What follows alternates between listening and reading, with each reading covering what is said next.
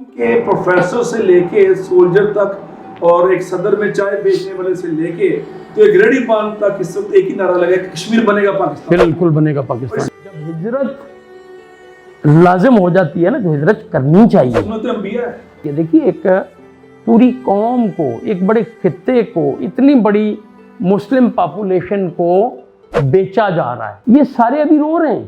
یہ ہمارے ابا اجداد نے تاریخی غلطی کی. انگریزوں نے وہی کام کیا جو انگریزوں اور امریکنز نے مل کے بلیک افریقہ کے ساتھ کیا تھا. السلام علیکم ویورز، ڈاکٹر علی ساجد ایک نئے سلسلے کے ساتھ آپ کی خدمت میں حاضر ہے. ہم نے پاکستان کے چوٹی کے نامی گرامی شخصیات کو یونیورسٹی آف لاہور کے اسٹوڈیو میں مدعو کرتے ہیں اور ان سے بات چیت کرتے ہیں، مکالمہ کرتے ہیں، گفتگو کرتے ہیں، ان کے خیالات سے فائدہ لینے کی کوشش کرتے ہیں، خاص طور پر نوجوانوں کے لیے. مقصد کیا اس مکالمے کا؟ شعور اور آگہی کا اضافہ، لوگوں کو نئے نئے ٹاپکس پہ، ایمرجنگ ٹاپکس پہ، سیاسی نان سیاسی ٹاپکس پہ علمی اور فکری مباحث کے ذریعے ان کے فکر میں نئے حدود کا تعین کے ساتھ ساتھ نئی سمت کا تعین.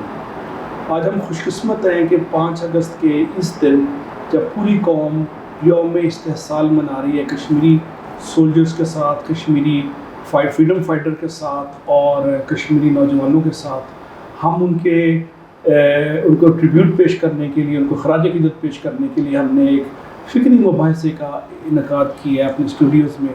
مقصد صرف یہ ہے کہ ہم اپنی حکومت کو، اپنی مسلح افواج کو اور باقی قوم کو بتا سکیں کہ یونیورسٹی کے پروفیسرز ان کے ساتھ ہیں. اور اس فکری اور جو علمی گفتگو میں آج ہم نے مدعو کیا اپنے اسٹوڈیو میں پاکستان کے بڑے نامور سفارتکار جو نائجیریا میں پاکستان کے سفیر بھی رہے ہیں اور ماشاءاللہ فوج میں لیفٹیننٹ جنرل کے ممتاز عہدے پہ فائز بھی رہے ہیں اور یونیورسٹی آف UET لاہور میں میرے ساتھ وزٹنگ فیکلٹی بھی تھے. مجھے فخر ہے اور شرف ہے ان کی موجودگی پہ. لیفٹیننٹ جنرل اشرف سلیم صاحب، sir welcome to our studios. Thank you very much. Thank you doctor صاحب. میں بڑا مشکور ہوں کہ آپ نے 5 اگست 2020 میں جب حکومت نے بڑے تاریخی فیصلے کیے ہیں، آپ نے ہمیں آدھا پونا گھنٹہ دیا اور قومی سروس میں اور نیشنل کنٹریبیوشن میں، کمیونٹی ڈیولپمنٹ کے اس انیشیٹو میں آپ ہمارے ساتھ ہیں. مجھے بڑی خوشی ہے کہ پچھلے 10-12 سالوں سے مجھے آپ ہر یونیورسٹی میں اپنی رہنمائی فرماتے ہیں اور نہ صرف رہنمائی فرماتے ہیں، آپ بچوں کو آ کے پڑھاتے بھی ہیں، یہاں تک جاتے ہیں. تو میں آپ کا مشکور ہوں کہ آپ اسٹوڈیو میں تشریف لائے ہیں. کچھ ہم گفتگو کریں گے نوجوانوں کے لیے کشمیر کے اس موجودہ تناظر میں. اکثر یوتھ ہماری پوری طرح آگاہ نہیں ہے اس تاریخی پس منظر میں جو پاکستان موومنٹ کے وقت کشمیر کی اسٹرگل کے حوالے سے ہوا تھا. اور ہم سٹارٹ کرتے ہیں 1846. کشمیر کو باقاعدہ فروخت کیا انگریزوں نے جب پنجاب پہ قبضہ کیا، تو اس کو ایز اے بفر اسٹیٹ انہوں نے چائنا اور رشیا کے درمیان اس کو سیمی آٹونومس اسٹیٹس دے دیا 1846 میں. جبکہ اس تاریخی خرید و فروخت کا جو ذمہ دار تھا وہ تھا ایک سردار سکھ گلاب سنگھ. اس کے بعد 1947-48 کی اسٹرگل آتی ہے تو ہری سنگھ جو اس وقت کا ڈوگرا راجا تھا، اس نے پہلے اس کو آٹونومس رکھنے کا فیصلہ کیا اور بعد میں انڈیا کے پریشر پہ اور جب مجاہدین نے مداخلت کی پاکستان کی سائٹ سے اس کو آزاد کرانے کی کوشش کی تو اس نے انڈین آرمی کو انویٹ کرنے کا دعوت دی اور اس کو ساتھ باقاعدہ طور پہ الحاق کا اعلان کر دیا انڈیا کے ساتھ. اس تناظر میں آپ سے گزارش کروں گا کہ نوجوانوں کو اور پاکستان کو یہ بتائیں کہ اس کا وجود متنازع کیسے ہوا. ڈاکٹر صاحب تھینک یو، بہت بہت شکریہ. آپ نے بڑا مناسب سوال کیا ہے اور میرے خیال میں ہمارے موجودہ جنریشن، خاص طور پہ ینگ جنریشن کو یہ جاننا بڑا ضروری ہے کہ ایکچوئل ہوا کیا تھا. پہلی بات تو یہ کہ ہمیں کلیئر ہونا چاہیے کہ کشمیر کیا ہے. 14ویں صدی سے 19ویں صدی تک کشمیر کے اوپر مسلمانوں کی حکومت تھی. مسلمانوں کی ان کے مہاراجا جو تھے، ان کے راجا جو تھے وہ مسلمان تھے، ان کے حکمران مسلمان تھے کسی نہ کسی شکل میں تھے. تو وہ مغل جو حکومت تھی، دہلی کی حکومت، اس کے نیچے یا جس طرح باقی جگہ جی لیکن موسٹلی مسلمان ان کے اپنے رولرز تھے. کشمیر جو تھا جب 1947 کی ہم بات کرتے ہیں تو اوورآل کشمیر میں تقریباً 78% مسلم پاپولیشن تھی، 78%. اور اگر آپ صرف وادی کی بات کریں جو کہ وادی کشمیر، سری نگر ویلی جس کو بولتے ہیں، تو وہاں پہ 93% مسلمس تھے.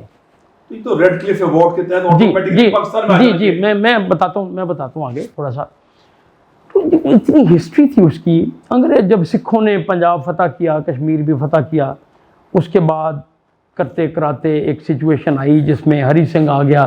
ہری سنگھ نے پھر انگریزوں کے ساتھ معاہدہ کیا. دیکھیے ایک پوری قوم کو، ایک بڑے خطے کو، اتنی بڑی مسلم پاپولیشن کو بیچا جا رہا ہے.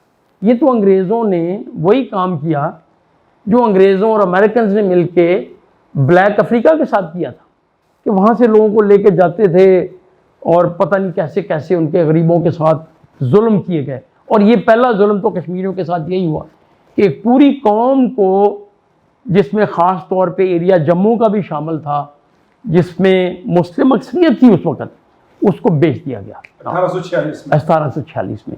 اس کے بعد سکھ حکومت چلتی رہی اور یہ مختلف جگہوں کے اوپر تحریکیں چلتی رہی ہیں. یہ نہیں کہ کشمیری چپ کر کے بیٹھ گئے تھے، کشمیریوں نے اپنی جد و جہد کی ہے. 1931 کا واقعہ آپ کو یاد ہوگا، جموں میں ایک جلسہ ہونا تھا، وہاں پہ اس میں حکومت نے نہیں ہونے دیا جلسہ، جو اس وقت کی کشمیر میں حکومت تھی، ہری سنگھ کی حکومت تھی. اور ہوا یہ کہ آپ نے واقعہ سنا کہ 22 لوگوں نے، نماز کا وقت ہو گیا، اذان دینا شروع کی. 1931 کا واقعہ ہے. پہلا بندہ اذان، اس کو انہوں نے شوٹ کر دیا. پوری اذان جو تھی 22 بندوں نے کمپلیٹ کی. قسطوں میں ایک بندہ شہید ہوتا تھا، دوسرا آتا تھا اس کو وہیں سے شروع کرتا تھا. ماشاءاللہ. مطلب یہ جذبہ تھا لوگوں کے اندر، حریت تھا، آزادی کا جذبہ تھا. اس وقت یہ پھر لیڈر آئے، شیخ عبداللہ آ گیا جو کہ کانگریس میں تھے، نہرو کے بہت دوست تھے، بخشی غلام محمد، اور یہ لوگ سارے جو تھے، ان لوگوں نے کشمیر کو کانگریس کی طرف لے جانے میں مدد کی، ہائی جیک کر لی موومنٹ کو. اب آپ دیکھیے گا انہی کے پوتے پوتیاں آج کل، محبوبہ مفتی رو رہی ہے، فاروق عبداللہ اور اس کا بیٹا رو رہا ہے، جو ہے کیا نام ہے اس کا، فاروق عبداللہ کا جو بیٹا ہے ابھی، جو خود بھی چیف منسٹر رہا ہوا ہے، یہ سارے ابھی رو رہے ہیں کہ ہمارے ابا اجداد نے تاریخی غلطی کی. اس موقع پہ قطع کلامی معاف، مجھے حضرت قائد اعظم رحمۃ اللہ علیہ کا تاریخی فکرہ یاد آتا ہے کہ جو مسلمان انڈیا میں رہنے کی کوشش کر رہے ہیں، ان کی اگلی نسلیں ہندوستان کے ساتھ اپنی وفاداری کرتے کرتے ختم ہو جائیں گی، ثابت کرتے کرتے ختم ہو جائیں گی. اور جب اسی پہ مجھے ایک بات ہے، قائد اعظم رحمۃ اللہ علیہ سے کسی نے جب پوچھا کہ بھئی آپ تو پاکستان لے رہے تو یہ مسلمان جو ان کا کیا بنے گا، انہوں نے کہا ان کا اللہ کے حوالے ان کو ہم کر کے جا رہے ہیں. اور آج ثابت ہو گئی. حالانکہ ان کو اس وقت ان پہ کوئی پابندی نہیں تھی کہ پاکستان میں ہجرت کر کے آئیں. جب ہجرت لازم ہو جاتی ہے نا، تو ہجرت کرنی چاہیے. سنت انبیاء ہے، ہم نبی پاک صلی اللہ علیہ وسلم کی سنت ہے بھائی. اور وہ دوبارہ مکہ تشریف لے گئے. جی مدینہ کے ہی ہو کے رہ گئے تھے. تو بہرحال بات یہ میں کر رہا ہوں کہ انہوں نے نہیں کی. کشمیر کے اندر بھی یہ لیڈر جو تھے، انہوں نے کانگریس کا ساتھ دیا. آخر وقت تک یہ چیز قائد اعظم رحمۃ اللہ علیہ ان کو لیڈروں کو سمجھاتے رہے باور کرانے کی کوشش کرتے کہ بھائی اللہ کے بندو یہ کچھ دیکھو آپ. اچھا پھر ایک کیا دیکھیں، آپ نے اپنے تمہید میں یہ بات کی، انٹروڈکشن میں آپ نے یہ بات کی کہ جی وہ ادھر سے چلے گئے تھے قبائلی. یہ قبائلی بعد میں گئے ہیں. اچھا ہوا یہ تھا ایکچولی کہ جب مہاراجہ ہری سنگھ کی نیت خراب ہوئی، اتنی مسلم اکثریت کے باوجود انہوں نے جب یہ فیصلہ کیا کہ یہ جو ہم نے کشمیر کا الحاق تو ہم ادھر کریں گے، انڈیا سے کرنی تھی.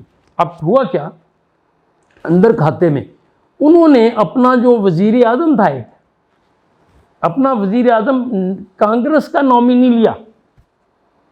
جب وہ ہندو تھا، وہ جس کو وزیر اعظم کانگریس کا نامینی. اچھا اس کے بعد انہوں نے مل کے وزیر اعظم سے مل کے انہوں نے جو مسلمان تھے وہاں پہ ان کو ڈس آرم کرنا شروع کر دیا. انہیں آرڈر دے دیا کہ تمام کشمیری جو اپنے ویپن جمع کرا دیں. خاص طور پہ وہ لوگ مسلمان، پونچھ کے مسلمان تھے مثلاً. پونچھ میں بعد میں بغاوت ہوئی تھی. پونچھ میں بغاوت کیوں ہوئی؟ کیونکہ ان لوگوں نے ان سے اسلحہ اکٹھا، زبردستی اسلحہ لینا شروع کیا. تو بہت سارے کشمیری ایسے تھے جو کہ سیکنڈ ورلڈ وار میں برٹش انڈین آرمی میں لڑ چکے تھے. ان ساروں نے اکٹھے ہو گئے وہ انہوں نے بغاوت کر دی. پونچھ میں سب سے پہلے بغاوت ہوئی.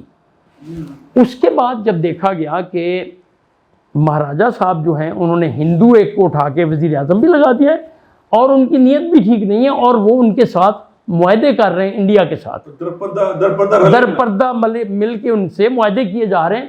اور الٹیمیٹلی پھر انہیں معاہدوں کی آڑ میں انہوں نے انڈین آرمی کو بلوا لیا کہ آپ آ جائیں جی ہماری دعوت دے دی, اور آ کے پونچھ میں سب سے پہلے انہوں نے لینڈنگ کی انڈین آرمی نے.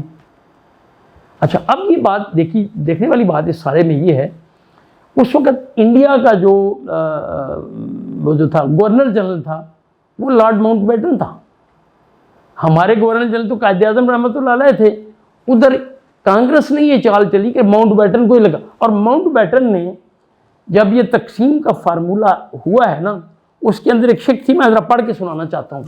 ماؤنٹ بیٹن صاحب نے خود کہا تھا کہ کیپنگ, ہاں یہ تھا ان کا کہ خاص طور پہ پرنسلی اسٹیٹس کے بارے میں انہوں نے کہا تھا, advise the rulers of the principal to accede either to India اور Pakistan, keeping in mind the geographical situation number 1 of their respective states, the composition of their population number 2 and the wishes of their people. Now this was the instruction to the princely states. This was the guideline. آپ ہری سنگھ کی پوری جو حرکات تھیں وہ دیکھیں, they were in total violation of these guidelines even. Well, how can we accept کہ یہ بڑا انصاف ہوا, یا یہ ایکسیشن جو اس نے جعلی طور پہ انڈیا کے ساتھ کیا یہ بڑا ٹھیک تھا. اور پھر بھی یہ اس کے بعد پھر جا کے قائد اعظم رحمۃ اللہ علیہ نے ہماری فوج کو حکم دیا, فوج گئی ہے, پھر لوکل کشمیری اٹھے, لوکل کشمیری بڑے زبردست تھے ماشاءاللہ. انہوں نے جو خاص طور پہ وہ لوگ جنہوں نے کیا ہوا تھا, نوکری کی ہوئی تھی فوج میں, جی سر, انہوں نے ویپن اٹھائے. پھر ان کی مدد کے لیے قبائلی کو چھائے ہیں ماشاءاللہ. اور قبائلی جب آئے ہیں تو قبائلیوں نے آ کے لڑائی کی ہے, لیکن اگرچہ اس میں کچھ چیزیں ایسی بھی ہوئی ہیں جس میں کہ لوکل لوگوں نے کچھ گلا بھی کیا. تو قبائلی جو آئے تھے ان کے پاس تو کوئی لاجسٹکس نہیں تھی, ان کو کوئی لاجسٹکس نہیں ملی تھی, پیٹرول اور فوڈ کچھ بھی نہیں تھا ان کے, لیکن ان میں لڑائی کا جذبہ تھا, وہ آگے لڑے ہیں جہادی جذبے سے آئے. اور یہ جو آج آزاد کشمیر آپ کے پاس ہے, یہ ہمارے پاس گلگت بلتستان ہے, اس کو اور آزاد کشمیر کو آزاد کروایا لڑ کے. یہ اس جہاد کا نتیجہ ہے جو کہ 1947-48 میں مسلمانوں نے یہاں پہ لڑا اور اس کے نتیجے میں یہ کشمیر آزاد ہوا. اچھا, ایک غلط فہمی ہے, کاجل نے جنرل گریسی جو پاکستان آرمی کے چیف تھے ان کو حکم دیا کہ فوجیں داخل کرو, اس نے انکار کر دیا. یہ خبر صحیح ہے, یہ افواہ ہے کہ میرا نہیں خیال کوئی ایسی بات ہوئی. بات یہ کہ پاکستانی فوجیں تو گئیں, انہوں نے لڑائی کی وہاں پہ. ہماری پاک فوج کی بہت ساری یونٹس ہیں جن کی ہسٹری ہے وہاں پہ لڑائی کی, انہوں نے لڑائی کی, یہ علاقے فتح کیے تھے. اور ہمارا پہلا نشان حیدر بھی وہیں ملا. جی بالکل, کیپٹن سرور شہید.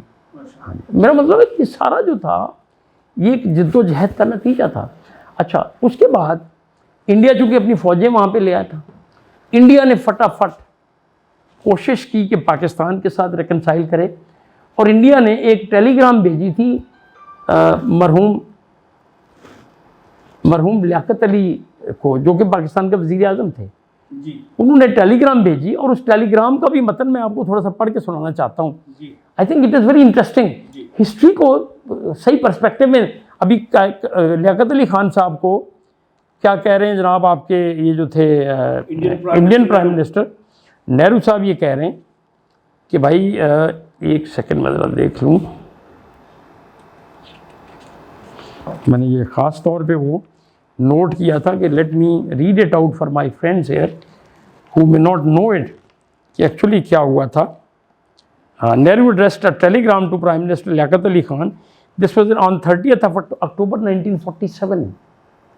انہوں نے ایڈریس کیا, our assurance that we shall withdraw our troops from Kashmir as soon as peace and order restored, and leave the decision about the future of the state to the people of the state, is no merely a pledge to your government, to government of Pakistan, but also to the people of Kashmir and to the world. جہاں پہ بعد میں یہی نہرو صاحب UNO में चले गए, भागे भागे खुद ही गए। इंडिया वहां पे गया था, हम नहीं गए थे। हमारी तो विनिंग पोजीशन थी जो उसने आर्जी तौर पे दी वार could have continued and we may win all the. आपको शायद एक चीज़ का इल्म शायद बहुत कम लोगों को है कि जब इंडिया ने फौजें आके उतारी हैं ना, जब पाकिस्तानी ट्रूप्स और कबायली वहाँ पे गए हैं, दे were almost in the vicinity of Srinagar airport. तो ये बड़े तरीके से साजिश से उन्होंने पीछे जी बिल्कुल प्लान किया। ये सारा एक जो ट्रेचरी होती है ना, साजिश होती है, लोगों को धोखा देना जो है, उसके तहत नेहरू साहब ने फटाफट यूएन सिक्योरिटी काउंसिल में गए और वहाँ पे भी जाके उन्होंने प्रेच किया है। वहाँ पे जो करारदादें पास हुई हैं, मैं सिर्फ उसका बताऊं, 1948 में जो हुई हैं, दो करारदादें ख़ास तौर पे उनका मैं थोड़ा जिक्र करना चाहूँगा। आई बिलीव ये करारदादें यूनानिमस थी, इसमें कोई वीटो पावर। जी रेजोल्यूशन एक 37 थी और उसके बाद रेजोल्यूशन नंबर 47 थी, जिसमें बड़ा क्लियरली ये कहा गया कि wishes of the Kashmiri people will be obtained, it will be ascertain कि वो जाना किधर चाहते हैं, क्या वो पाकिस्तान के साथ मिलना चाहते हैं या वो इंडिया के साथ मिलना चाहते हैं। अंडर नो रूल और under no law India was suppose to go for the acceleration of Kashmir with India. Kashmir, the whole Kashmir, जिसमें कि श्रीनगर वैली है, जम्मू का इलाका आता है और लद्दाख का इलाका है, ये सारा इलाका पाकिस्तान के साथ मिलना था, लेकिन उन्हें नहीं मिलने। हथकंडों के जरिए और मक्का जी बिल्कुल सियासी हरबे इस्तेमाल किए उन्होंने, मुख्तलिफ हरबे इस्तेमाल, 4-5 किस्म की लड़ाई पाकिस्तान से हुई। फिर आपको पता, बाद की बातें हम खैर करते हैं, वी गो अहेड। तो ये जो यूएन के रेजोल्यूशंस आए, अभी आपने देखा कि पिछले 15 सालों में यूएन ने 2 स्टेट्स को आज़ादी दी मजहबी बुनियादों पर लड़की की, और बदकिस्मती या हैरानगी की ये बात है, दोनों गैर मुस्लिम जो मिनॉरिटीज़ थी ये मुस्लिम मुल्कों में थी। मसलन पहली, जैसे कि आपको पता है, सूडान में ये साउथ रेजोल्यूशन पास किया। जी मुझे पता है, साउथ सूडान, लेकिन साउथ सूडान में मेजॉरिटी क्रिश्चियंस थी, ठीक है, उनका हक था, लगा हो गए। ओके। इसी तरीके से ईस्ट तिमोर एक प्रोविंस था, ईस्ट तिमोर इंडोनेशिया का हिस्सा था वो, लेकिन वहाँ पे भी मेजॉरिटी क्रिश्चियंस की थी। तो यूएन ने वो जो रूल वहाँ लगाया, यहाँ लगाने को तैयार नहीं। वहाँ पे वो रूल लगाया गया, अंडर यूएन ऑस्पिसेस वहाँ पे रेफरेंडम हुआ, उनकी विल असर्टेन की गई लोगों की, उसके मुताबिक उनको इंडिपेंडेंस दी गई। अब ये चीज़ें पिछले 15 सालों में हुई हैं, जहाँ तक मुझे याद है। एक तो 70 साल से मैं ये हल करने को तैयार नहीं। दोनों बहुत रिसेंटली हुआ है, 10-15 साल का वक्त है, ये बहुत देर नहीं हुई है। इधर एक कश्मीर है जिसके ऊपर इतने अरसे से 3 जंगें हो चुकी हैं, कारगिल की मिनी जंग, चौथी जंग है। और ना सिर्फ वो जंगी हुई हैं, बल्कि इंडिया और पाकिस्तान, बल्कि पूरे सब कॉन्टिनेंट के न्यूक्लियर होने का नतीजा या जो काज है उसकी, वो है ही कश्मीर। और अगर खुदा न खास्ता ये काज रिमूव नहीं होती है, तो अगर इस इलाके में न्यूक्लियर वेपन यूज होते हैं, तो उसकी भी वजह कश्मीर ही होगी। अच्छा, ये तस्वीर का आपने फौजी रुख बताया या सियासी रुख बताया, मैं एक प्रोफेसर के तौर पर से इक्तिसादी रुख आपकी खिदमत में पेश करना चाह रहा हूँ जी कि हमारी जीडीपी ग्रोथ और जीडीपी डिक्लाइन का मेन सबब कश्मीर है। और मेरा ख्याल है कि जो ख़ते गुरबत में साउथ एशिया में कोई 60 से 70 करोड़ लोग हैं, हिंदू, मुसलमान, इंडिया, पाकिस्तान, बांग्लादेश, ये सब मिला के 60 से 70 करोड़ की आबादी ख़ते गुरबत से नीचे है, $2 पर डे से। ये मेरा रफ सा एस्टीमेट है, 19-20 हो सकता है। अगर कश्मीर का मसला एमिकेबली सॉल्व हो जाता है, पानी का मसला सॉल्व हो जाता है, तो हमारी जीडीपी ग्रोथ और जीडीपी के हुजम में जो इजाफा है और जो खुशहाली फैलेगी, उसके असरात जो हैं ट्रिलियंस ऑफ डॉलर्स में हैं, जो डिविडेंड ऑफ द पीस है। और इस पे इंटरनेशनल बॉडीज खामोश है कि कहीं टूटा हुआ तारा महे का मिल ना बन जाए, कहीं साउथ एशिया तरक्की ना कर जाए। अब आपके सामने वियतनाम जैसे मुल्क वो तरक्की कर गए, जहाँ पे ट्रिलियंस ऑफ पाउंड्स ऑफ गिरा था असला, अमेरिकन असला गिरा था, वो तरक्की कर गए। थाईलैंड जैसा मुल्क तरक्की कर गए, तरक्की नहीं कर सका तो इंडिया पाकिस्तान तरक्की नहीं कर सका, जिसके पीछे सर फहरिस्त कश्मीर एक बजाय ना चाहते। ये ब्रेक ले लें थोड़ी सी, चल रहा है ये हो रही है। हाँ जी, मसला तो नहीं, लाइट काम तो नहीं, जैसे लाइट ठीक है। ٹھیک ہے چلیں جی یہاں تک تو گفتگو ہو گئی ہے. اب آ جاتے ہیں آغاز پر. اچھا ہو گیا اب میں جواب دے دوں نا آپ کو اس کا. پلیز. ہاں جی چلیں. جو آپ نے سوال کیا اقتصادی اینگل اس کا، پہلی بات تو یہ ہے کہ سٹنلی جب وار ہوتی ہے، سچویشن بڑی انسرٹن ہوتی ہے علاقے میں، لوگ باہر سے خاص طور پہ جس کو ایف ڈی آئی آپ بولتے ہیں وہ بھی نہیں آتی ہے، لوگ بھی انویسٹمنٹ نہیں کرنے آتے ہیں، لیکن اس کے باوجود بھی فارن ڈائریکٹ انویسٹمنٹ آتی رہی ہے، پاکستان میں بھی آتی رہی، انڈیا میں بھی آتی رہی ہے. انڈیا میں بہت ساری ابھی آئی ہے ریسنٹلی. پاکستان میں آپ 60s کا ڈیکیڈ دیکھ لیں گولڈن، جس میں کہ ہماری جی ڈی پی گروتھ بہت اچھی تھی، 10% بہت بڑی ہوئی تھی، 9 سے 10% انڈیا سے بہت بہتر تھی، بلکہ پورے ایشیا میں سب سے بہتر تھی ہماری جی ڈی پی. ہمارا ماڈل کیا تھا وہ، ڈسپائٹ دا فیکٹ کہ کشمیر تو تھا نا اس وقت بھی. تو میرا مطلب یہ کہنے کہ it's not because of Kashmir کہ ہم بیکورڈ ہیں، بلکہ کشمیر کا آنا تو پاکستان کے لیے اس لیے ضروری ہے کہ پاکستان کا جو لائف بلڈ ہے ہمارا پانی، وہ سارا پانی کشمیر، تبت سے اور کشمیر سے ہو کے آتا ہے. انڈس کا جتنا بھی ہے، انڈس ہے، چناب ہے، جہلم ہے، جو 3 ریور انڈس بیسن ٹریٹی میں ہمارے حصے میں جو آئے تھے نا، تینوں ریور، یہ تینوں کشمیر سے آ رہے ہیں. ہم تو کسی صورت اس کے اوپر کمپرومائز کر ہی نہیں سکتے. ہم مر جانا چاہیے ہمیں، ہم ویسے بھی مر جائیں گے اگر کشمیر ہمیں نہ ملا تو. پانی نہ ہونے سے قوم مر جاتی ہے، بات ختم. پانی نہیں ہوگا تو آپ پیاسے مر جاؤ گے، بھوکے مر جاؤ گے، اس سے فصلیں نہیں ہوں گی. اچھا میں نے کسی کتاب میں پڑھا تھا 10-15 سال پہلے، میں کہتا کلامی امام پھر سے پہ آتے ہیں کہ گرداسپور جہاں سے انٹرنس ملتی ہے انڈیا کو کشمیر میں، یہ پہلے پنجاب کے ساتھ تھا، اور 2 دنوں کے بعد وہاں جھنڈا بھی لہرا دیں گے، 2 دنوں کے بعد پھر دوبارہ انڈیا سے نیکسٹ کر دیا تاکہ کشمیر کو رستہ مل جائے انڈین آرمی کے لیے. یہ بات صحیح ہے؟ جی بالکل اس میں صحیح ہے. اور اس میں لوگ ایک خبر یہ بھی ہے کہ لارڈ ویول جو تھا نا، he was the one who played his role in favor of India. Dirty role اس نے پلے کیا. گرچہ انڈر دی جو تقسیم کا ایک فارمولہ تھا، اس میں Gurdaspur was supposed to be part of Pakistan, لیکن اگر گرداسپور پاکستان کا حصہ بنتا تو یہ جو ایکسیس تھی کشمیر کو اوور مادھوپور ہیڈ ورکس، یہ نہیں ملنی تھی انڈیا کو، ٹھیک ہے نا، یہ ایکسیس اس کو ختم ہو جاتی. یہ سازش تھا. جی بالکل، یہ بیچ میں سازشیں ہوتی رہیں. شروع میں پہلے یہی تھا کہ ریڈ کلف نے جب ایوارڈ اپنا دیا ہے، انیشل جو بنایا ہے سارا کچھ، اس میں تو گرداسپور بھی، فیروزپور کی تحصیل خاص طور پہ، یہ سارا پاکستان کو ملنا تھا، لیکن فیروزپور بھی ان کو دیا گیا کیونکہ حسینی والا ہیڈ ورکس بیسیکلی ان کو دینا تھا، ریور ستلج کی سارا پانی ان کو دینا تھا انہوں نے. جی مقصد یہ کہنے کا ہے کہ یہ بہت بڑی ایک سوچ سمجھ کے انڈیا نے، ان کی لیڈرشپ جو تھی اس وقت. دیکھیں ہمارے ہاں مسئلہ کیا تھا، ہمارے ہاں ہم پاکستان کا تو وجود نہیں تھا، ٹھیک ہے نا، تو ایک آرگنائز گورنمنٹ تھی. ہاں ان کی ایک آرگنائز گورنمنٹ ان کو مل گئی تھی. ہمارے تو مسائل، جی ہر چیز، ہمارے تو اتنے مسائل تھے جن کے اوپر بڑی مشکل سے ہمارے لوگوں نے قابو پایا ہے. اور یہ جو آج ترقی ہے یہ بھی اللہ تعالیٰ کے احسان ہے، احسان ہے کہ کورونا ختم ہو گیا. اس کا مطلب یہ ہے کہ پاکستان کے جو لوگ ہیں، اگر یہ given the right kind of leadership and environment، Pakistan can progress. مجھے آپ کی گفتگو سن کے میرا جذبہ ایمانی اور بڑھ رہا ہے، اور میں آج کل حکومت نے ایک بہت بڑا انقلابی فیصلہ کیا. آپ کو پتا ہے پاکستان کا نقشہ میں باضابطہ طور پہ آفیشلی ہم نے ہیلڈ کشمیر جو انڈیا کے پاس ہے اس کو ثابت ہم نے اپنے شامل کر لیا.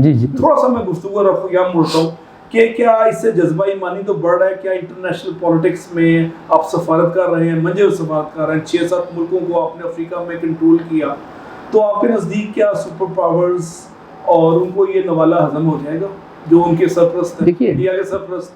جہاں تک تو تعلق ہے جی کشمیر کے ڈسپیوٹڈ اسٹیٹ کا، it's a recognized dispute, it's a U N recognize متنازع علاقہ ہے. شملہ کے ایگریمنٹ 1972 میں یہ ڈاکومنٹ ہے، اس میں تو کوئی کسی کو شک نہیں ہونا چاہیے. اب اس کو نقشے میں آپ نے فارملائز کر دیا، جس کو پہلے آپ کہتے تھے کہ انڈیا کا حصہ، انڈیا اس کو کلیم کرتا ہے، انڈیا بلکہ گلگت بلتستان کو بھی کلیم کر رہا تھا. اب ہم نے کلیم کیا ہے کہ it is not Gilgit Baltistan, that is our حصہ, ہمارا حصہ ہے وہ. آزاد کشمیر پاکستان کا حصہ ہے, سمجھ لیں. تو بھائی یہ جو کشمیر ہے پورے کا پورا, لداخ کا علاقہ ہے, جموں کا علاقہ, یہ سارا پاکستان کا حصہ ہے. اس کو پاکستان نہیں چھوڑ سکتا ہے. اور انٹرنیشنلی ابھی تو کل نکلا ہے نا یہ. اور اچھی بات یہ ہوئی ہے کہ ہماری پوری قومی لیڈرشپ, جس میں government, opposition, military leadership, Kashmiri leadership, جی, آج جب وہ ہو رہی تھی نا میٹنگ وہاں پہ مظفر آباد میں, اس میں سن رہا تھا کشمیر کے پرائم منسٹر صاحب نے بھی وہاں پہ تقریر کی. انہوں نے بالکل یہ بڑی, سب لوگوں نے بڑی, ایون سردار عتیق جو کہ اس وقت گورنمنٹ میں نہیں ہے, وہ بھی یہ بات کر رہے تھے. سب نے یونینیمسلی اس کو اپریشیٹ کیا. ویسے آپ اپریشیٹ کریں گے پاکستان کی اپوزیشن کو, انہوں نے بڑا فراغ دلی کا اظہار کیا. دیکھیے بات یہ ہوتی ہے کہ جو ہماری نیشنل لیڈرشپ ہے, نیشنل ایشوز کے اوپر تو ہم سب کا ایک ہی اوپینین ہے. میرا تعلق فرض کیا پیپلز پارٹی سے ہو, آپ کا تعلق مسلم لیگ سے ہو, ان کا تعلق, تیسرے آدمی کا تعلق پی ٹی آئی سے ہو, what different does it make? پہلے ہم پاکستان, یہ ہماری اپروچ ہے ٹورڈز گورننس, ہماری اپروچ ہے ٹورڈز سالونگ آر ایشوز, وہ ہمیں جدا کرتی ہے ایز پولیٹیشنز. ویسے یہ میں نے سالوں بعد اتنا یگانہ روزگار یا الحمدللہ یونیک دیکھا ہے. یہ 30-40 سال بعد مجھے 65 کی جنگ والا مجھے ماحول نظر آ رہا ہے. This is a great thing, this is a great thing, اور یہ ہونا بھی چاہیے. 65 کی جنگ میں سیالکوٹ میں تھا, میں بہت چھوٹا تھا, تو ہمارے گھر کے سامنے سے جب فوجی ٹروپ گزرتے تھے تو میں نے دیکھا لوگ ان کے بھوٹوں کو مٹی صاف کر کے آنکھوں کو لگاتے تھے, اور چائے نہ پی تو رونے لگ جاتے تھے. یہ وہ جذبہ ہے جو ہمیں اللہ تعالیٰ نے دوبارہ ساری جذبہ دی. مجھے یاد ہے میں 65 کی جنگ میں تھے. جی 65 کی, میں اسکول میں تھا اس وقت. اچھا ٹھیک ہے. رحیم یار خان میں میرا تعلق, رحیم یار خان سے, تو ہم وہاں پہ اسکول میں پڑھتے تھے. تو ہمیں شوق آیا کہ بھائی یہ تو لوگ شہید ہو کے, لوگ زخمی ہو کے آئے ہیں جی. پتہ چلا تھوڑے سے لوگ زخمی ہو کے ہمارے ہاسپٹل میں آئے ہیں. تو ہم چھوٹے تھے, ہم فٹافٹ گئے ہیں خون دینے کے لیے. ہم نے اپنے آپ ہمارا خون لے جی, اور ڈاکٹرز نے ہمیں واپس کر دیا کہ آپ چھوٹے ہو, آپ کا خون ابھی نہیں چاہیے, آپ واپس چلے جاؤ. تو جذبہ یہ تھا کہ چھوٹا بڑا ہر صورت میں جو وہ کر سکتا تھا وہ کر رہا تھا, اور پاکستان کے لیے یہی ہمیں کرنا چاہیے. اور خوش آئند بات پچھلے 2 ہفتے میں جو ڈیولپمنٹ ہوئی ہے کہ قوم کے 4 سے 5 میجر پلرز ایک ہی پیج پہ, صرف سیاسی طور پہ نہیں, کاغذی طور پہ نہیں, عملی طور پہ نمبر 1.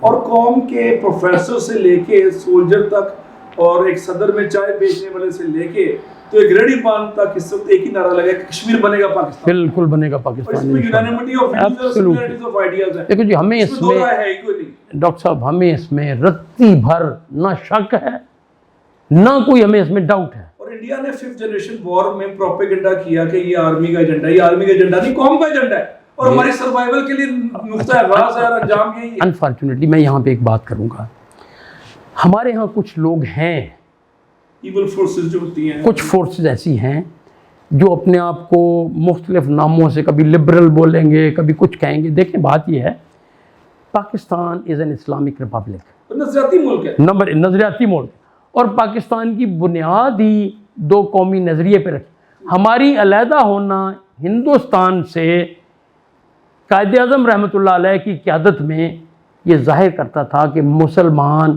ایک علیحدہ قوم ہے, اور ہم مسلمان ہیں پہلے تو, اور دوسرا ہم ہندوؤں سے ایک علیحدہ قوم ہے. ہمیں ایک علیحدہ ملک چاہیے, اور ہم نے ملک وہ لیا. اس وقت ہمارے 2 حصے تھے, ویسٹ پاکستان, ایسٹ پاکستان. لیکن ایسٹ پاکستان آج بھی بنگلہ دیش کی شکل میں ایک علیحدہ ملک ہے, ایک مسلمان آبادی کا ملک. مزے کی بات ہے, کشمیر کے مسئلے پہ اگلے دن سب سے بڑا جلوس 6 اگست کو ڈھاکہ میں, بالکل کئی اور ملکوں میں نہیں نکلا, ترکی میں نہیں نکلا, کسی اور ملک میں. آپ ان کا جذبہ دیکھ لیں. تو یہ دیکھیں, ثابت ہوتا ہے کہ بنگلہ دیش, میری دعا ہے اللہ تعالیٰ میری دعا پوری کرے کہ 2 سال 10 سال بعد یہ دوبارہ کنفیڈریشن بن جائے. اس میں شاید جو بھی ہو, ہمارے 2 ملکوں میں ایک فرینڈشپ ہو, اسلامی جذبہ, تجارت ہو, لوگوں کا آنا جانا ہو, میل جول ہو. دیکھیں پہلے بھی تو ہم رہے ہیں نا اکٹھے, بہت عرصہ میں اکٹھے, ہم بھائیوں کی طرح. میرے ساتھ یہاں پہ گورنمنٹ کالج میں لاہور میں بنگال کے لوگ پڑھتے تھے ہمارے ساتھ. جی ہمارے دوست تھے, وہ ہمارے دوست تھے, بھائیوں کی طرح, بلیو می, بھائیوں کی طرح ہم رہتے تھے آپس میں, بڑے دوست تھے, گپ بھی لگاتے تھے, سارا کچھ ہوتا تھا اور بہت مزہ آتا تھا. آج بھی ہم چاہتے ہیں کہ ہم ان سے ملیں. ویسے 40 یا 45 سال کے بعد آپ اس نمبر کو اس میرے سے کریں گے، متفق ہوں گے کہ آج جو ایسٹ پاکستان میں انڈیا کی اسٹریٹجی تھی، اللہ تعالیٰ 45 سال بعد کشمیر میں وہ ریپیٹ کر رہا ہے پاکستان کے ساتھ، ہمیں روحانی اور فکری اور سیاسی اور سفارتی ہر معاذ میں کامیابی ہو رہی ہے. اللہ تعالیٰ کی رحمتیں اور برکتیں تو ہیں ہی ہیں. ابھی آپ دیکھیں انڈیا آئسولیٹ ہو گیا ہے 7 کنٹریز میں، ایون ہندو ملک نیپال سے لگا ہو گیا ہے، ایون سکھم اور بھوٹان اور جیسے تھکے ہوئے ملک، چھوٹے چھوٹے ملک پانی بند کرنے کی دھمکیاں دے رہے ہیں. سو ایران بھی چاہ بہار سے انڈیا کو فارغ کر دی ہے، اور ایک نیا آپ کے سامنے بلاک آ رہا ہے، ریجنل بلاک. اس ریجنل بلاک میں کچھ روشنی ڈالنے کی. جی میں بتاتا ہوں. دیکھیں آپ نے بڑی اچھی بات کی پہلے تو کہ انڈیا بجائے اس کے کہ پاکستان کو آئسولیٹ کرتے کرتے انڈیا خود آئسولیٹ ہو گیا ہے، اس میں کوئی شک نہیں. شکار کرنے آئے تھے، خود شکار ہو کے چلے. ہاں جی. اب شری لنکا پہلے ہی پاکستان کا دوست، وہ تو نیپال انڈیا کے چنگل سے نکل گیا، بھوٹان انڈیا کے چنگل سے نکل رہا ہے. بھوٹان تو چھوٹی سا ایک ہے. اچھا ملک ہے. جی. اب آپ بنگلہ دیش کا دیکھ لیں گے، ہمارے انشاءاللہ ہماری ریوائول ہو رہی ہے ہمارا ریلیشن شپ. مجیب الرحمان کی بیٹی ہے جس نے پاکستان کو توڑنے میں رول پلے کیا، اس کے باوجود وہ پرو پاکستانی فیلنگز اور میسج اور سینٹیمنٹس بنگلہ دیش سے بھی آ رہے ہیں. اور وہ لوگ ابھی ایک اور بھی فیلنگ ہے بنگلہ دیش کے اندر، جو یہ مودی وغیرہ ڈھاکہ میں جا کے تقریریں کرتے رہے نا، یہ کہتے ہیں ہم مودی کہ ہم آئے تھے یہاں پہ، ہم نے مکتی بانیوں کو مدد کی اور ہم نے آزاد کروا کے دیا. یہ ہر بنگالی مسلم جو ہے وہ سوچ رہا ہے کہ دیکھو اچھا تو مقصد یہ ہے کہ یہ سازش تھی. پرابلم تو ہمارا پولیٹیکل تھا بیسیکلی. دیکھیے غلطی ہماری بھی تھی، ایک الیکشن ہوا، ہم نے پاور ٹرانسفر نہیں کی. یہ بہت بڑی غلطی جی. اس غلطی کے نتیجے میں آگے پھر کمپاؤنڈ ہوتی ہیں غلطیاں، زیادہ ہوتی گئی چیزیں. جی. ایک وقت آیا کہ وہ ٹائم آ گیا ہمارے، اور ایک وقت یہ بھی آ سکتا ہے کہ وہ ریویزٹ کر سکتے ہیں، ہماری گورنمنٹ ریویزٹ کر سکتے ہیں. جی بالکل ہو سکتا ہے. ہم لوز کنفیڈریشن بنا سکتے ہیں. کنفیڈریشن تو شاید ابھی دور ہے، 10-20 وہ بات تو کرنا مناسب شاید نہ ہو اس وقت. ہاں. تو یہ جو لیکن ایک فرینڈلی ریلیشن شپ، یہ ریجنل جو بلاک آ رہا ہے پی آر آئی کے ساتھ، جی بیلٹ اینڈ روڈ انیشیٹو میں ایران کے شامل ہونے سے انڈیا تو ویک ہو گیا، ختم ہو گیا. اس کے بعد تھوڑا سا نا ہم اوور آل ایک دنیا کی پالیٹکس کو پہلے سمجھتے ہیں. گلوبل کینوس پہ دیکھیے. جی گلوبل کینوس جب دیکھتے ہیں نا، جب end of the cold war ہو گیا، یو ایس ایس آر ختم ہو گیا 1998-90 میں، 89-90 میں وہ ختم ہو گیا، تو امریکہ نے اسلامک ٹیررزم کے نام سے ایک اور ہوا کریٹ کیا. اسی پروسیس میں اس نے بہت سارے مسلم کنٹریز کو پامال کیا، جس میں آپ کو پتہ ہے افغانستان میں کیا ہوا، عراق میں کیا ہوا، لیبیا، سیریا، یمن میں کیا ہو رہا ہے. اسی طریقے سے جو نارتھ افریقہ کے مسلم کنٹریز وہ بھی سارے وہ اتنی اچھی حالت میں نہیں ہیں. لیبنان تباہ ہوا پڑا ہے سارا، آج بھی رات کو بھی وہاں پہ دھماکے ہوئے ہیں جو اسرائیل نے اٹیک کیا. بوکو حرام کے نام پہ وہاں بھی مداخلت. جی بوکو حرام کے نام سے نائجیریا میں، نائجر میں اور چاڈ میں، یہ تینوں ملکوں کا یہ وہ ہے نیکسس بنتا ہے لیک چاڈ کے ایریا میں، وہ that is the hot area for Boko Haram. تو وہاں پہ یہ شروع ہوا ہے. وہ تینوں مسلم ملک ہیں، اور کیمرون کا بھی تھوڑا سا ایسا لگتا ہے متاثرین میں. جی متاثرین. کیمرون کا وہ حصہ ہے جو مسلم ڈومینیٹڈ ایریا ہے بیسیکلی. جہاں جہاں اسلام ہے وہاں پہ تخریب اور فساد پھیلایا گیا. جی اچھا ایک تو یہ ہوگی بات. دوسری اچھا میں نے یہ بات کی کہ دنیا یونیپولر نہیں رہ سکتی.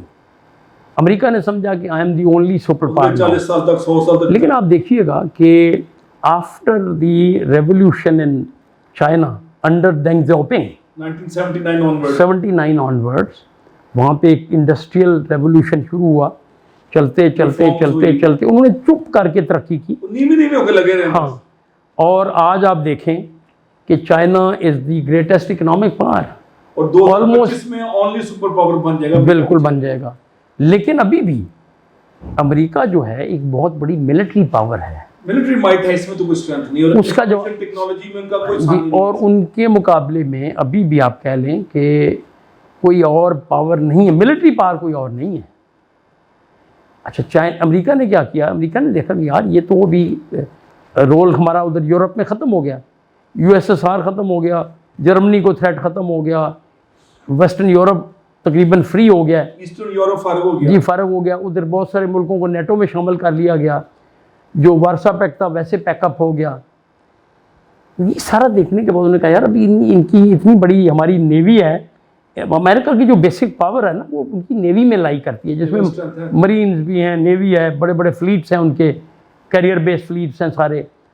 انہوں نے پھر جو ان کا بیسکلی جو ان کا مین جو تھا ڈپلائمنٹ وہ اٹلانٹک اوشن میں تھی، جو کہ وہاں سے اٹھا کے ابھی وہ پیسیفک میں لا رہے ہیں۔ ٹھیک ہے، اچھا ان کی جو پیسیفک کمانڈ ہے وچ از لوکیٹڈ ان ہوائی، ان کا ہیڈ آفس ہے ہوائی، اس کو انہوں نے نام دے دیا انڈو پیسیفک کمانڈ۔ اس کا مطلب یہ ہے کہ جو انڈین اوشن کا جو ایریا ہے نا وہ بھی اس کو بھی زیر نگیں ہوگا، اور یہاں پہ جو انڈین اوشن کے ریم کنٹریز میں سب سے بڑا جو ملک ہے وہ انڈیا ہے، تو انڈیا کو بھی انہوں نے گھاس ڈالنا شروع کر دی۔ یہ 92 شروع ہو گئی جی اور لکی فار دیم کہ انڈیا میں مودی صاحب ابھی ریسنٹلی پاور میں آ گئے 2014 کے بعد، تو مودی صاحب نے تو ہر چیز، اور مودی کا مزاج بھی ٹرمپ کے مزاج سے میل کھاتا ہے، میل بھی کھاتا ہے۔ اس کے علاوہ جو انڈیا میں جو ہندوتوا کی فلسفی آئی ہے، جو کہ RSS کا بنیادی فلسفہ تھا ہندوتوا، اور ناٹزی اس کی ایکسٹینشن ہے، ایبسلیوٹلی ناٹزیزم کی ایکسٹینشن ہے۔ آپ دیکھیں یہ کب فلسفی بنی ہے، یہ گول واکر اور ان کے ایک اور لیڈر تھے جنہوں نے ساورکر یہ 20 آنورڈز انہوں نے کام شروع کیا، خاص طور پہ جب یہ خلافت موومنٹ چلی تھی، خلافت موومنٹ کے انہوں نے دیکھا یار یہ تو مسلمانوں، اور خلافت موومنٹ کو انسیڈنٹلی گاندھی نے بھی سپورٹ کیا تھا، ٹھیک ہے نا، تو کیش کرانا چاہتا جی نیچرلی اس کے اپنے ایم تھے جی۔ تو یہ سارا کچھ جب ہوا تو انہوں نے کہا یار یہ تو مسلمانوں کے ہم پھر نہ کہیں نیچے، انہوں نے جناب ایک ہندوتوا کی فلسفی دے دی، جس کا مین پرپز یہ تھا کہ یہ جو سارے مسلمان ہیں انڈیا کے، یہ تو سارے ان کے مطابق یہ تو سارے کنورٹیز ہیں فرام ہندو ٹو مسلم، 99.9%۔ کنورٹیز ہیں۔ تو اس نے کہا جی ان کو گھر واپس لایا جائے، شدھی اور سنٹن کی جی تحریک اسی پر شدھی اور سنٹنگ، بالکل آپ نے بالکل صحیح بات کی ڈاکٹر صاحب۔ تو یہ تحریکیں چلیں اور اس وقت یہ فلسفہ آیا، اس پہ یہ لوگ کام کرتے رہے، لیکن اس وقت یہ فلسفہ سامنے نہیں آیا۔ لیکن نازی جب تحریک چلی ہے نا، ہٹلر جب ادھر آیا نا، تو دیٹ واز دا ٹائم جب انہوں نے بھی اس سے سبق سیکھا کہ یہ تو نازی یہ کر رہے ہیں، انہوں نے جوز کو مار کے ان کا مرکز نکال دیا، ملینز کو مارا، انہوں نے کہا جی ہم بھی کیوں نہ مسلمانوں کو اس طرح ماریں، اس فلسفی کو فالو کر اسی فلسفی کو انہوں نے فالو کیا، اور یہ چلتا آ رہا ہے۔ لیکن کانگریس سٹلی نیوٹرل سٹینڈ تھا، کانگریس کی اپنی فلسفی تھی جو ریلیٹیولی لبرل ہے، جی ریلیٹیولی لبرل تھا، بٹ وہاں پہ بھی بہت لوگ ایسے تھے جو کہ ہندو فلسفہ اس کی ڈومینیشن کے اوپر یقین رکھتے تھے۔ اس طرح اندرا گاندھی نے 71 کی وار کے بعد کہا تھا کہ ہم نے 2 قومی نظریے کو بیرے ہند میں ڈبو دیا ہے۔ اچھا ابھی آپ دیکھیں اس زمانے میں بہت سارے ہمارے مسلم لیڈرز بھی تھے، خاص طور پہ میں نام لوں گا ایک بہت ہی معزز ہمارے مولانا ابوالکلام آزاد، بہت بڑے عالم تھے، عالم علیحدہ ہونا، ہاں لیکن وہ سیاسی لیڈر نہیں تھے، ہاں مطلب یہ کہ وہ عالم ضرور تھے لیکن لیڈر نہیں تھے وہ، اسی وجہ سے وہ دھوکہ کھا گئے نہرو سے اور ان کی چاپلوسیوں میں آ گئے، ان کی چرب زبانیوں میں آ گئے، اور انہوں نے مسلم کاز کو سرنڈر کر دیا۔ قائد اعظم نے بہت سمجھایا ان کو، حالانکہ قائد اعظم شروع میں 1920s تک ہندو مسلمان اتحاد کے بہت بڑے چیمپئن تھے، چیمپئن بھی رہے، جب انہوں نے جب حالات دیکھا بندے ماترم انہوں نے اسکولوں میں لازمی کر دیا، اور پھر دیکھیں 1930s میں 31 میں جب علامہ اقبال رحمۃ اللہ علیہ نے نظریہ پاکستان دیا ہے، انہوں نے یہ کہا کہ جہاں کے وہ علاقے ہندوستان کے جہاں پہ مسلم اکثریت ہیں ان کو علیحدہ ملک بنائے جائیں۔ علیحدہ ملک پہلے تھا، پھر بعد میں ایک ملک ہو گیا، 46 کی ایک امینڈمنٹ کر کے اس میں ہو گیا۔ اور بات یہ ہے کہ ایک لمبی تاریخ ہے، میں اس میں ہم اس کو تھوڑا سا کٹ شارٹ کرتے ہیں۔ پاکستان بن گیا، آپ کو یاد ہے کہ گاندھی کو کس نے مارا تھا؟ ہندو نے، RSS گوڈسے، نتھو رام گوڈسے، جو کہ RSS کا کارکن تھا، कार सेवक जिसको बोलते हैं वो था, वो आरएसएस का कार सेवक था। उसने 2 पिस्तौल की गोलियों से गांधी जैसी शख्सियत को मार दिया उसने, जो बिलाशुबा एक मुसलमान लीडर था साउथ एशिया। वो अच्छा मारा किस लिए? इसलिए मारा कि why did he accepted Pakistan, उसने पाकिस्तान को किया, इस पे मार दिया जी उसको। फिर गांधी, थोड़ा सा गांधी ने कोशिश की थी ये जो हिंदू मुस्लिम सिख ये जो उस वक्त एक दूसरे को मार रहे थे इसको अमन का किया जाए। उस पर भी वो नाराज कि जी ये तो क्यों अमन करवा रहा है, उसको बर्बाद किया इसने। मुसलमानों को कत्लेआम रोकने की कोशिश क्यों कर रहा है वो? और ये गॉडसे को आज की जो ये आरएसएस है, आरएसएस भी है लीडरशिप बना, और मोदी की जो पार्टी है बीजेपी उसको ओन करती है, जिसको ओन नहीं करती, कंडेम भी नहीं उसको ओन करती है, कंडेम भी नहीं उसको हीरो मानती है। तो ये फर्क है। और अब आप देखें, हम कश्मीर से कर, इन हालात में आपके ख्याल में कश्मीरी इंडिया में रह सकता है? भाई कश्मीरी तो अपनी जगह पे, अब तो वहां पे जो 25 करोड़ मुसलमान हैं उनका वजूद खतरे में। उनका वजूद खतरे, वो बेचारे फैले हुए हैं। अभी बीबीसी ने कई डॉक्यूमेंट्रीज दी हैं जिसमें मुसलमान लड़के लड़कियों के कत्लेआम की दास्तानें बहुत हुई हैं, बहुत जुल्म, कॉन्ट्राडिक्शन नहीं है। और 47 के बाद जो दोबारा फसादात हुए हैं मुसलमानों के, दिल्ली में जो रिसेंट फसादात हुए हैं उसमें पुलिस ने चुन चुन के मुसलमानों की दुकानों को आग लगवाई है, मुसलमानों के मालों को आग, मुसलमानों के घरों को आग लगाई है, मुसलमानों को वहां से घरों से निकाल के मरवाया हिंदू आरएसएस के परिंदों के हाथ। तो state was a party to it. तो वक्त साबित कर रहा है कि काजल का फैसला कितना सही था। एब्सोल्युटली सही था, और आज भी सही। और आज भी मैं खास तौर पे जो पाकिस्तान की नई नस्ल है उनको ये समझना चाहिए कि भाई ये कोई ऐसे नहीं बना था पाकिस्तान, उसकी वजह थी, और वो रीजंस अभी और ज्यादा ऑब्वियस हो गई हैं, वो प्रूव हो गई हैं। अब तो कोई शक वाली बात ही नहीं है उसमें। हाँ जी, अब तो खुली किताब की तरह है। और जो सो कॉल्ड लिबरल पाकिस्तान में प्रोपेगेंडा करते हैं कि खासा गलत फैसला था, no not at all, not at all. फैसले में कितनी हकानियत और सदाकत थी और मुसलमानों को वजूद उस फैसले की वजह से था। जी, बड़ा अजीब सा वाकया सुनाऊं सर आपको, प्लीज। 1 मिनट का वाकया है। मैं वाशिंगटन डीसी में पीएचडी कर रहा था 1990s में। ठीक, ये वाकया मैं आपको इसलिए सुना रहा हूँ कि नौजवानों को भी पता चले। तो मेरे साथ एक मेरा इंडियन क्लास फेलो था, कहता है कि कितनी गलती की है हमारे फोर फादर्स ने। देखो हमारा म्यूजिक भी एक जैसा है, हमारा खाना भी एक जैसा है, हमारे स्लैंग्स भी एक जैसे हैं, और हम सब्जियों को आप भी शिमला की मिर्च कहते हैं, हम भी शिमला की मिर्च कहते हैं। और इसमें से हम दर्दी का इजहार कर रहा था, हमारे बुजुर्गों ने गलत फैसला किया, ये मुझे मुसल्लम करना चाह रहा था, मेरे मुंह पे अल्फाज डालना चाहता था। मैंने कहा लिसन, इंडिया की आबादी है 1 अरब प्लस, और आज से 30 साल पहले जब मैं पीएचडी कर रहा था वाशिंगटन डीसी में, तो पाकिस्तान की आबादी थी 12-14 करोड़ थी। मैं कहा पाकिस्तान की आबादी उसका 1/6 है। इस वक्त जॉर्ज वाशिंगटन यूनिवर्सिटी का इंडिकेटर ले लें, आपके 320 इंडियन स्टूडेंट्स पढ़ रहे हैं, एमएस पीएचडी कर रहे हैं, और पाकिस्तान के 270 कर रहे हैं। आबादी की रेशो से तो हमारे सिर्फ 10-15 होने चाहिए थे। अब इतनी बड़ी रेशो में मुसलमान जो पढ़ रहे हैं इसलिए पढ़ रहे हैं कि पाकिस्तान ऐसा बन गया, और आपके 320 में सिर्फ 2 मुसलमान हैं, बाकी सारे 99.9% हिंदू हैं। इसका मतलब है कि आपके पास मुसलमानों को आगे बढ़ने की इजाजत ही नहीं है। उस मामले कहते खुदा दादे पाकिस्तान जो इस्लामी नजरिए में कायम की गई है, हम जैसे मामूली लोग अगर पाकिस्तान होता तो मैं भी शायद क्लर्क होता। बिल्कुल बिल्कुल, क्लर्क भी ना होते। मेरे फादर बताते हैं कि वो सेशन जज इसलिए बन गए कि पाकिस्तान बन गया, वो ना वो भी किसी जगह मुंशी होते। बिल्कुल सही। तो ये काज़म का एहसान है हमारे पे। और कश्मीर के बारे में हम 1-2 चीजें कंक्लूड करते हैं कि जो नक्शे के बारे में आप बता रहे थे कि सफारती महाज पे अभी कोई गर्मा गर्मी शुरू नहीं हुई। अभी तो ये जाएगा, इसका तरीका ही होता है, जब आप एक आपका नक्शा होता है, नेशनल एंथम होता है, यूएन मान लेगी इसको। यूएन को क्या प्रॉब्लम है? हमारा ऑफिशियल अप्रूव्ड है कैबिनेट से। जी बिल्कुल, यूएन को तो आपने नक्शा देना है, ठीक है ना। इंडिया रखना इसमें बात ये है कि जो एक्चुअल पोजीशन है उसके ऊपर मार्क्ड है, लाइन ऑफ कंट्रोल तो मार्क की हुई है उसके ऊपर, ठीक है ना, वो है। अच्छा, अब ये भी पता, अब इसका फ़ायदा ये होगा कि आइंदा जो भी तहकीक करेगा कश्मीर के ऊपर, सबसे पहले वो देखेगा अच्छा यार ये तो कश्मीर तो सारा पाकिस्तान का हिस्सा है, लेकिन ये क्या है बीच में लाइन ऑफ कंट्रोल है, ओके, इसका मतलब ये है कि ये इंडिया ने इलीगली ऑक्यूपाई किया हुआ है, ज़बरदस्ती ऑक्यूपाई किया हुआ है।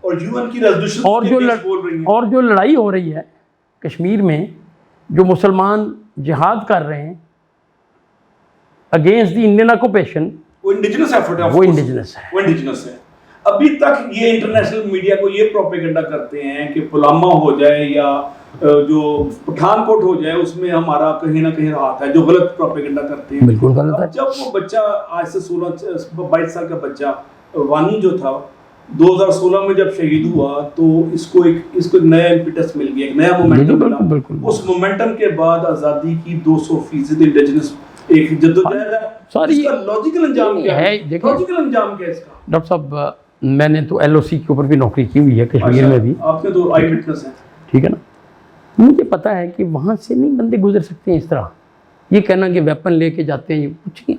اور خاص طور پہ انڈیا نے تو وہاں پہ ابھی باڑ لگا دی ہے اور ہر انچ کو فینسنگ کر دی ہے. مائننگ بڑی ہیویلی ہوئی اور امریکن سروس اکوپمنٹ اتنا ایڈوانس آ گیا کہ اس میں مکھی بھی جدو نظر آ جاتی ہے. کوئی اڑ کے پہنچ جائے تو علیحدہ بات ہے. ابھی تک انسان شاید اس قابل نہیں ہوا کہ خود اڑ لے. وہ آئے ہیں کچھ سوٹ پہن کے وہ اڑ رہے ہیں لوگ امریکہ وغیرہ میں, لیکن ابھی اس قابل نہیں ہوا کہ اڑ کے ادھر پہنچ جائے. تو یہ چیزیں اس طرح کی باتیں کرنا, پھر کشمیریوں کے اوپر اتنا ظلم کرنا. آپ امیجن کریں 100 سے زیادہ چھوٹے بچے انڈینز اغوا کر کے لے گئے, ان کی مائیں رو رہی ہیں. اس کے علاوہ کو 12,000 کے قریب ایسے نوجوان ہیں جن کو اغوا کر کے انڈیا کی مختلف جیلوں میں ڈالا ہوا ہے ان لوگوں نے. پیچھے ان کی بیویاں ہاف وڈوز بیچاری ویٹ کر رہی ہیں, ماں باپ ان کے. چھوٹے بچوں کو پیلٹ گنوں سے زخمی کیا گیا ہے, آنکھیں تباہ کر دی گئی ہیں. سب یہ بتائیں کہ میں تو 3-4 مہینے کورونا میں گھر میں بند ہوا ہے. ہماری نوکریاں لگی ہوئی تھی, تنخواہیں آ رہی تھیں موسٹ کیسز, لاجسٹکس بڑا اچھا تھا, گورنمنٹ بڑا سپورٹ کر رہی تھی, میڈیکل فیسلٹیز تھی. اس سے پہلے میں آگے بات کروں, میں آپ کو مبارکباد دینا چاہ رہا ہوں کہ پاکستان میں کورونا دنیا کا لوئسٹ ہو گیا. الحمدللہ, اللہ کا خاص رحمت ہوتا ہے کہ یہ مملکت خدا داد پاکستان. الحمدللہ. وال اسٹریٹ جرنل نے آرٹیکل شائع کیا کہ پاکستان کو کیسے ڈاؤن ہو گیا. آج سے 2 مہینے پہلے کیمبرج یونیورسٹی نے سروے دیا تھا کہ پاکستان میں 22 لاکھ بندے مر جائیں گے کورونا سے, اور آج شکر ہے 22,000 بھی کیجوالٹی نہیں ہوئی. ایسا کمال ہے. الحمدللہ. اچھا, اس رحمت کا ذکر کرتے ہوئے میں آپ سے پتہ نہیں کس تناظر میں بات کر رہا تھا یہ کشمیر کی, تو آپ کے نہیں آپ کا مطلب آپ کہہ رہے بند رہا کہ وہ کیسے زندگی جنن ہو گئی تھی. اور میرے پاس انٹرنیٹ تھا, میرے پاس وائی فائی تھا, میرے پاس گاڑی تھی, میں واک کر کے, میں کچھ اور نہیں تو میں میک ڈونلڈ میں کوکی پی لیتا تھا, جا کے کافی پی لیتا تھا. وہاں تو زندگی, وہاں تو روٹی کا مسئلہ ہے. انٹرنیشنل باڈی خاموش ہے, ٹرمپ خاموش ہے, آپ کی برٹش گورنمنٹ خاموش ہے, او آئی سی خاموش ہے. ایک کہیں پہ میں چھوٹی سی ایک رپورٹ پڑھا, کوئی انڈین ہی کوئی اخباری نمائندہ تھا, باقیوں کو تو وہ جانے نہیں دیتے ہیں وہاں پہ. تو وہ کسی ڈیلیگیشن کے ساتھ گیا. وہ کہتے ہیں کہ ہم اسٹریٹس میں سے گزر رہے تھے تو ایک لڑکی نے آواز دی اندر سے. اچھا, وہ جو اخباری نمائندہ تھا وہ اسی علاقے میں کسی کو جانتا, اس گھر میں گیا تھا ایکچولی ملنے کے لیے. تو اس لڑکی نے کہا کہ میں اس کی فلاں رشتہ دار ہوں جو بول رہی ہوں, وہ تو ابھی پتہ نہیں ہے آپ کو ملا ہے یا نہیں ملا ہے, لیکن یہ ہمارا پیغام دو کہ ہم ادھر آپ لوگ کیا کر رہے ہو ہمارے ساتھ. اتنی ظلم کی اس نے جو سٹوری سنائی. انسانی کام ہے, بچے مر رہے ہیں, کوئی دوائی نہیں ہے, بوڑھے مر رہے ہیں. ایبسولوٹلی. ہیومن رائٹس کے آرگن سے چپ ہیں. یہ دیکھیے جو اللہ تعالیٰ بھی سزا دیتا ہے. دیکھیے یہ کرونا کیوں آیا ہے, جب حد سے بڑھ گیا ہے نا, اس دنیا میں ظلم ہوا ہے نا. بالکل. آپ سیریا کے کتنے بچے مر گئے, کتنے بچے. ایک میں ایسے نا بڑا افسوس ہوتا ہے وہ دیکھ کے, ایک چھوٹی بچی, اس کو اٹھایا گیا, جب وہ ڈر کے ماری بیچاری لیٹی ہوئی ہے, اس کو اٹھایا گیا تو اس سے پوچھا گیا تمہارے والدین باقی لوگ کدھر ہیں. کہتے میرا کوئی نہیں, وہ سب مر گئے ہیں. تو اس نے کہا, اس سے جب پوچھا کہ تم کیا کہنا چاہتی ہو, اس نے کہا کہ میں مر جاؤں گی تو میں اللہ کو جا کے شکایت کروں گی کہ میرے انہوں نے فلاں سارے مار دیے ہیں, میرے ختم کر دیے انہوں نے. تو آفٹر آل اس دنیا کا وہ خدا ہے یا نہیں؟ خالق ہے نا, اور اللہ پاک نے یہ سزا دی ہے, اس دنیا کو سزا دی, اس رہتی دنیا کو سزا دی ہے, اور سزا اللہ دے گا اگر ہم نے یہ ظلم بند نہ کیا تو.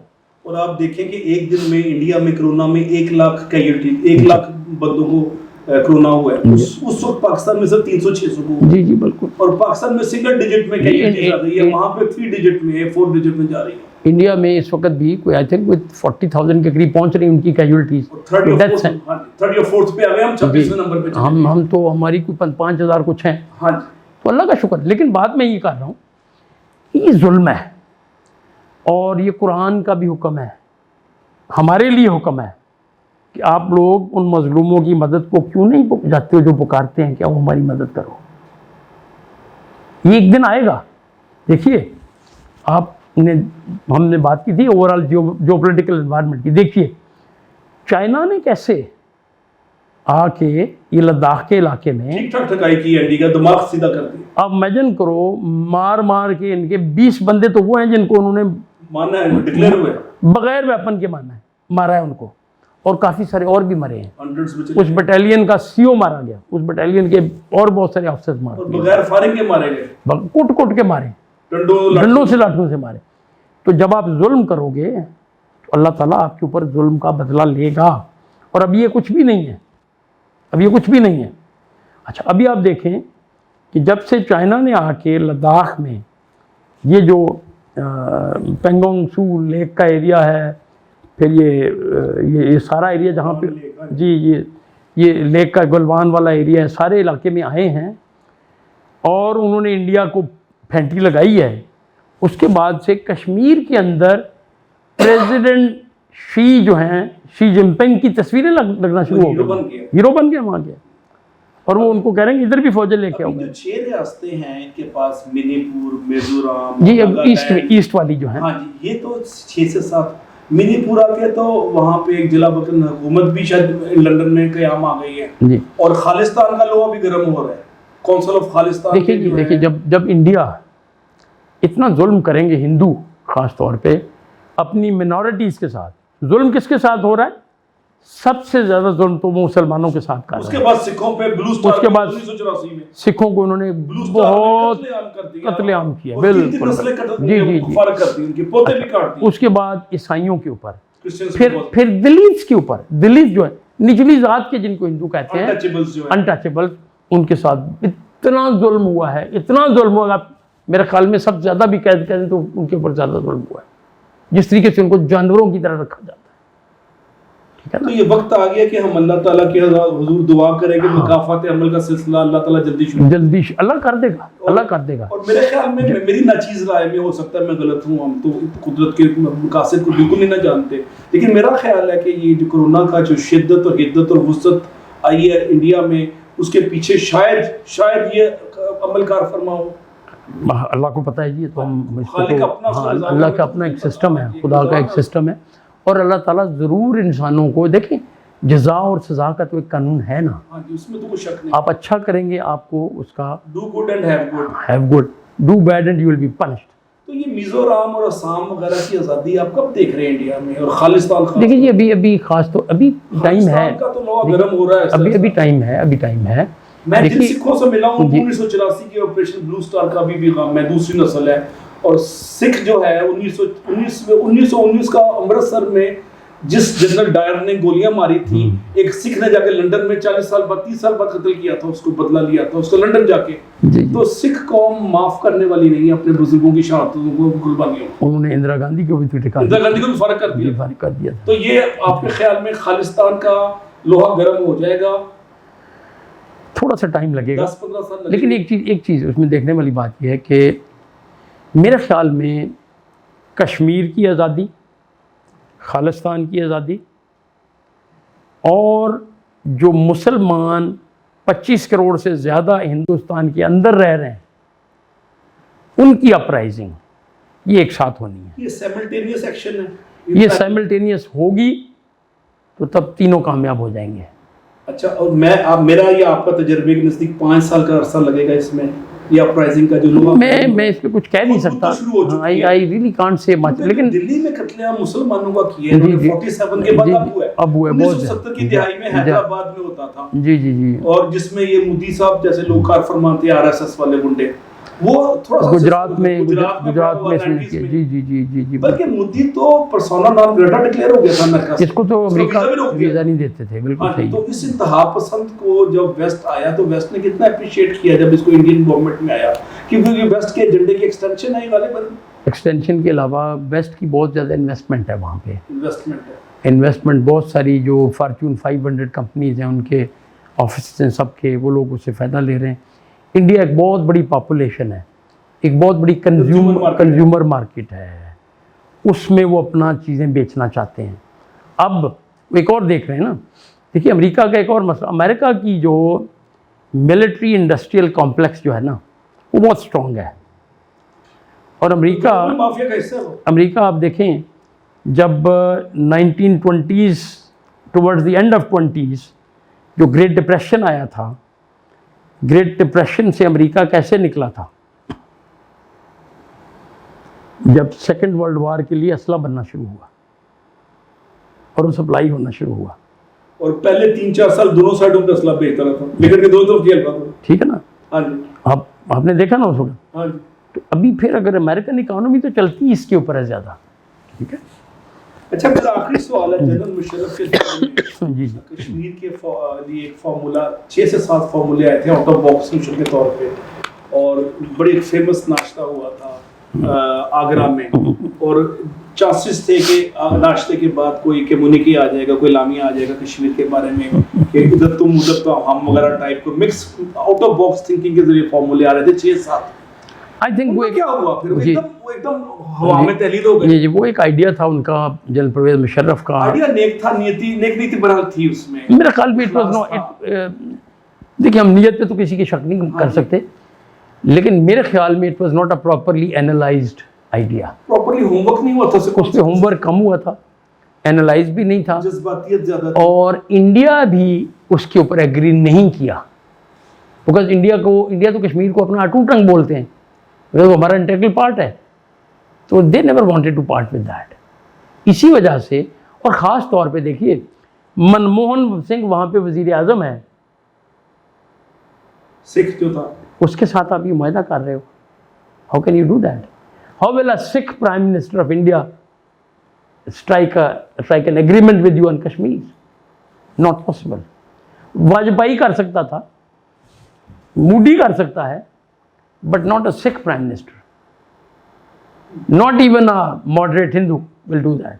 ایکسٹریمسٹ کر سکتے ہیں, رائٹ ونگ. ٹھیک ہے نا, کیونکہ وہ گیون کرنا برداشت نہیں کر سکتا, کیونکہ اس کو یہ پڑ جائیں گے اس کو. تو میرا مطلب میں صرف اس پہ یہ بات کروں گا کہ وہ ایک تو اس کے تھوڑے سے نقصانات بھی تھے جو جنرل پرویز مشرف صاحب والی تجویز تھی. اس میں مین تو یہ تھا کہ you are getting away, you are being taken away from your UN resolutions position.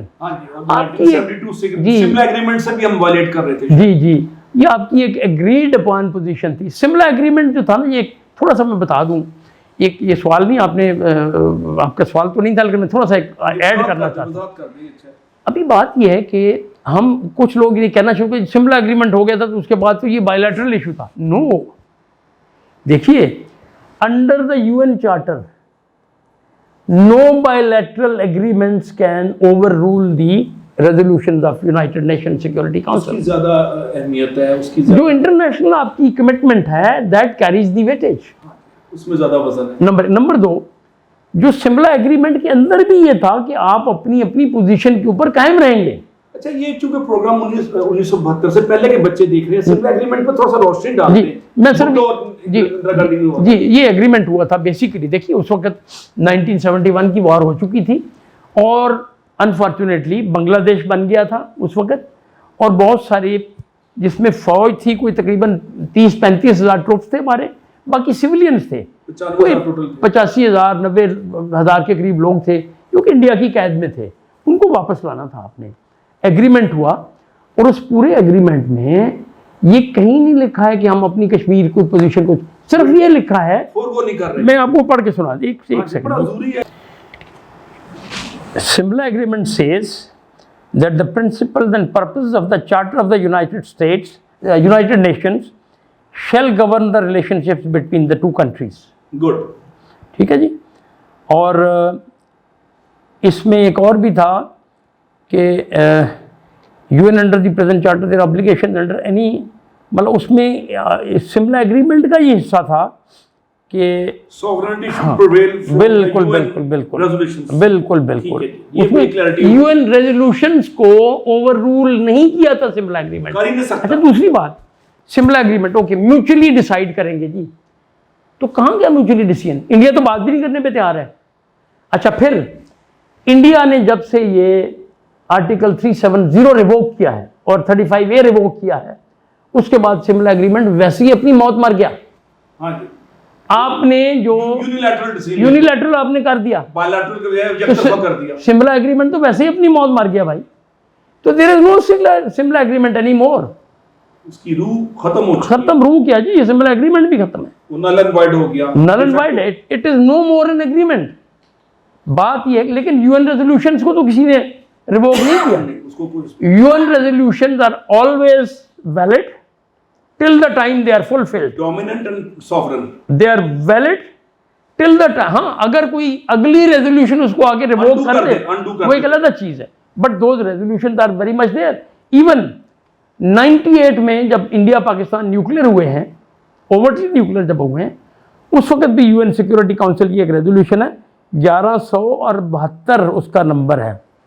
ہاں 1172 1172، جس میں کہ یہ اس میں یو این سیکورٹی کاؤنسل کی ریزولوشن میں بتایا گیا کہ انڈیا اور پاکستان ایک تو احتیاط کریں دونوں نیوکلیر، اور دوسرا اپنے ڈسپیوٹس آپس میں پیسفلی حل کریں. ایڈوائز تھی including the issue of Kashmir. مطلب یو این ریزولوشن اس وقت 98 میں کہہ رہی ہے تو انڈیا نہیں مانتا تو اس کی پھر مرضی ہے بھائی، یہ تو پھر تکڑا ہے نا. لیکن انڈیا مسٹ انڈرسٹینڈ تکڑا اس کا بھی وقت ہوتا ہے اور جو کمزور ہوتا ہے اس کا بھی ایک وقت آتا ہے اور وہ وقت آ رہا ہے. میں یہی کہہ رہا ہوں کہ وہ وقت آ رہا ہے. میرے خیال میں آج 5 اگست ہے نا ڈاکٹر صاحب، 2021 والے 5 اگست کو پھر ہم بات کریں گے. ہم اگلے سال پھر سے موضوع بات کریں گے انشاءاللہ. آپ دیکھیے گا اس وقت حالات بہت ڈفرینٹ ہو چکے ہوں گے. اچھا، میں concluding, I must pay tribute to our national government, first of all, defense services, opposition leaders, Kashmiri leaders, and overall think tanks and establishment of Pakistan کے بڑے wise decision لیے جا رہے ہیں. ہم ان کو خراج عقیدت پیش کریں. جی بالکل صحیح ہے. اور میں ایک نیک شگن کے طور پہ نازیزم کی پالیسیز کا ذکر کر کے تھوڑا سا کوآرڈینیٹ کرنا چاہوں گا انڈیا سے. جب نازیزم فروغ پایا تو اینڈ پہ کیا تھا، ہٹلر نے خودکشی کی اور ملک کے تاروں پہ کا بکھر کے تباہ کر دیا. اور پاکستان جیسے ملک نے ویسٹ جرمنی کو قرضہ دیا اور ملک 2 ٹکڑے ہو گیا. ایسٹ جرمنی علیحدہ ہو گیا، ویسٹ جرمنی علیحدہ ہو گیا. ویسٹ جرمنی پاکستان سے 60s میں قرضہ لیتا ہے، آپ کے نوٹس میں ہے.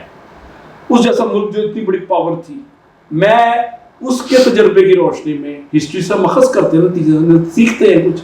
انڈیا میں انتہا پسندی کا جو جنون اور جنگی جنون اور نسلی اور نسلی بنیادوں پہ مذہبی بنیادوں پہ جو تقسیم شروع کی گئی ہے، اس کا انجام اسی طرح ہوگا. بالکل 10 ٹکڑے ہوں گے. اس کا انجام بہت برا ہوگا. 10 ٹکڑے ہوں گے اور پاکستان کے حق میں بہتر. اور you never know Modi might commit a suicide like Hitler. یہ وہی جا رہی ہے.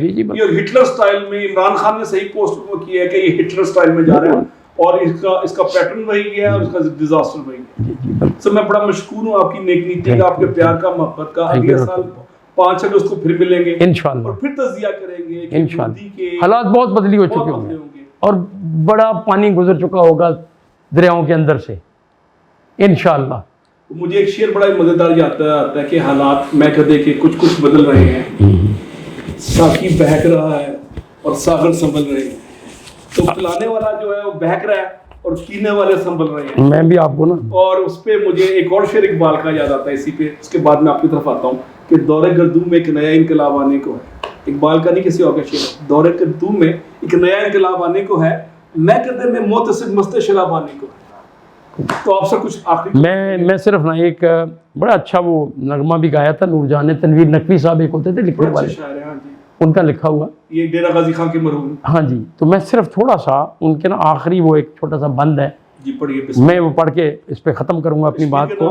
کشمیر کے نام، ماشاءاللہ، کشمیری بہنوں کے نام، بھائیوں کے نام، بہنوں کے نام، اور شہداء کے نام، سب کے نام، فریڈم فائٹر کے نام. Freedom basically it is for the freedom fighters. Great. اپنی رفتار کو اب اور ذرا تیز کرو، ماشاءاللہ. اپنے جذبات کو کچھ اور جنوں خیز کرو. ماشاءاللہ. 1-2 گام پہ اب منزل آزادی ہے. ڈاکٹر صاحب 1-2 گام پہ اب منزل آزادی ہے.